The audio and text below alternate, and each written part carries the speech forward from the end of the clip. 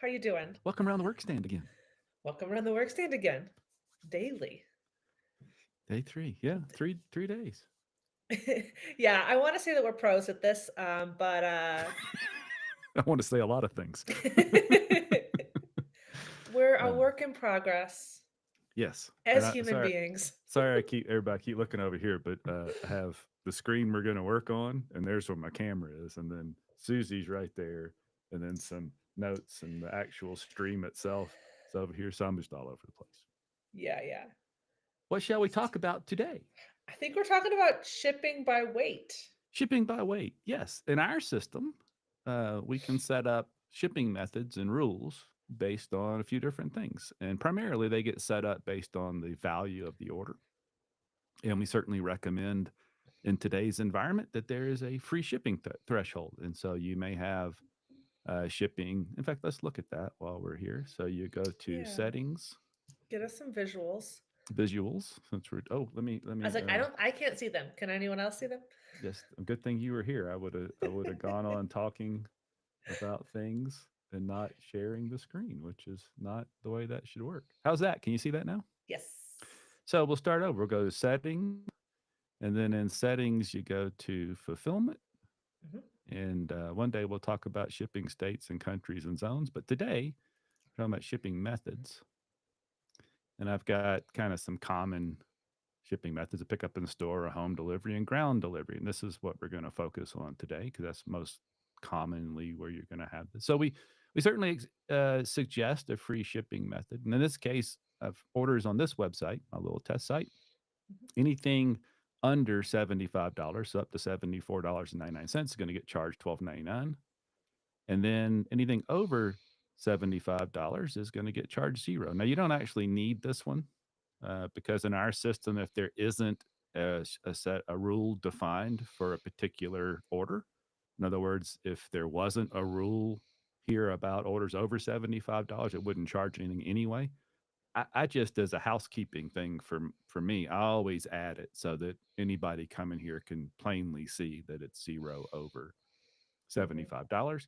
And that's where the weight rules come in because sometimes people will say, well, look, I'm good with the $75 getting free shipping. That's great because if somebody's got 60 bucks in their cart and they'd rather add something and get free shipping versus paying the extra $12.99 in shipping, I want them to have a larger order value. But what if they order a bike rack that's really heavy and very expensive to ship? And that's where these weight based rules come in.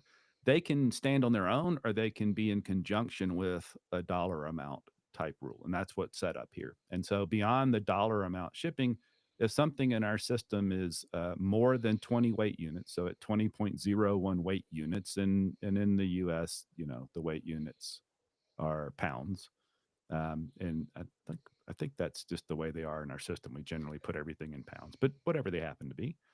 Between 20.01 and 50, it's going to charge an additional 75 cents per weight unit. And it does that all the way back to zero. So if it trips that uh, amount, so if it goes over 20, it doesn't just charge the 75 on the amount over 20, it goes all the way back to zero because it's a heavy thing. Mm. And so my example here, I mentioned a bike rack. So here's this bike rack. I've already put it in the cart. And if I pick ground shipping here and I go to checkout, then what we'll see is that it is charged $36. And if we come back to our little method here and look at this item, so this is, I've gone into the product section and I'm looking at this particular item. When we build, our catalog team builds these items, we always put weight and dimensions in.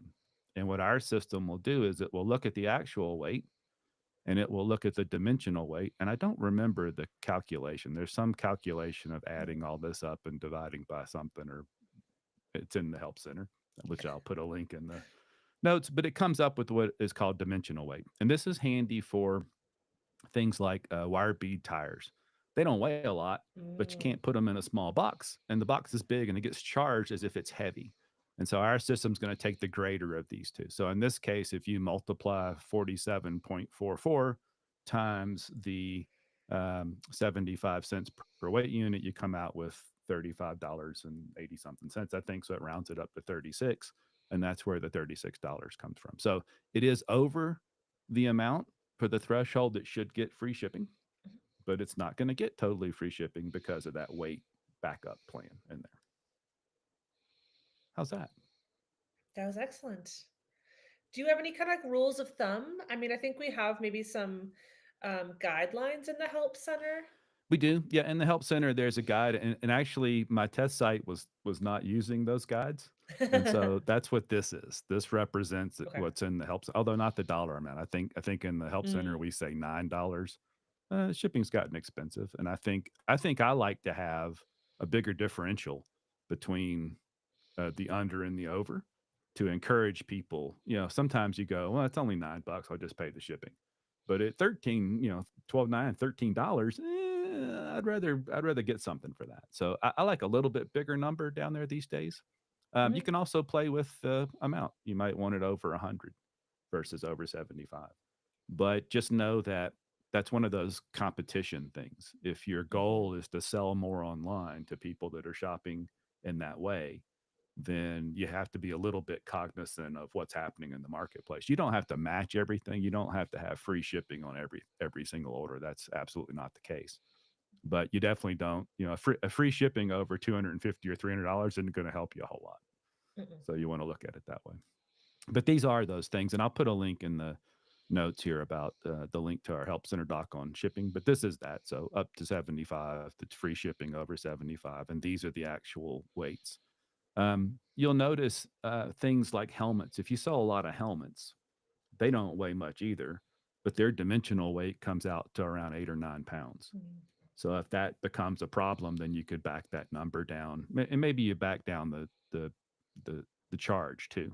Maybe you go to a lower amount, but you also only charge 25 or 30 cents per, just to make sure you're covering that. Mhm.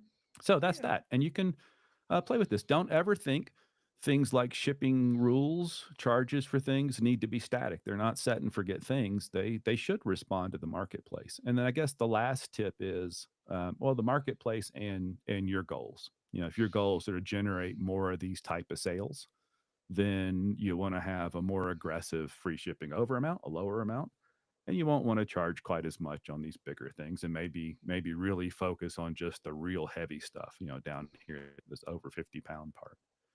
um, but you can adjust those to meet your goals. And then the last tip is, anytime you make a change here, that should be reflected in your policies and shipping page. Mhm. So let's see if I have the policies and shipping page. Should be do do do do. Again, just a test site, so it's no real action here. So I changed that to 12.99 Mhm. and 75. So I would want to come to this page and edit this, because this is what consumers will look at. This is your backup plan in a lot of stores. This is the only place you've publicly posted your shipping. You don't generally have that on the wall, at the store.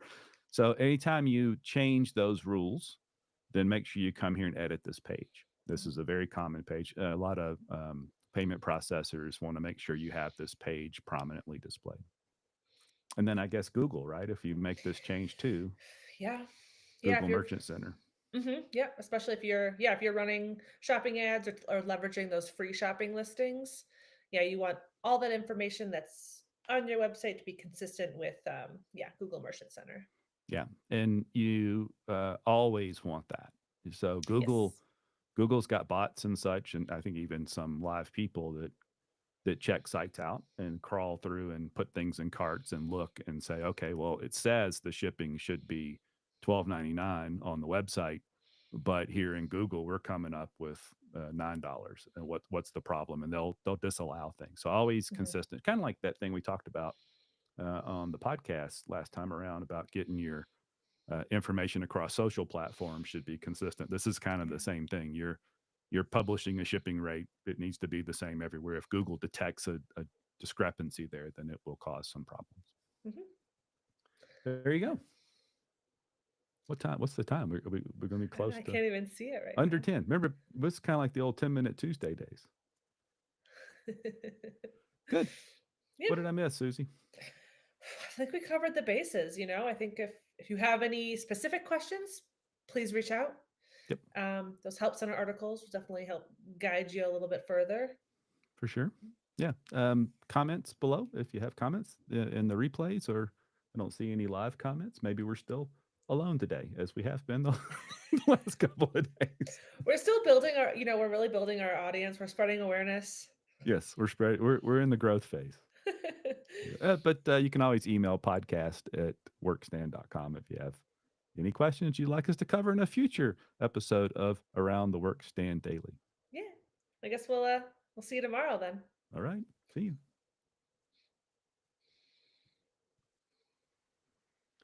Do, do, do, do, do.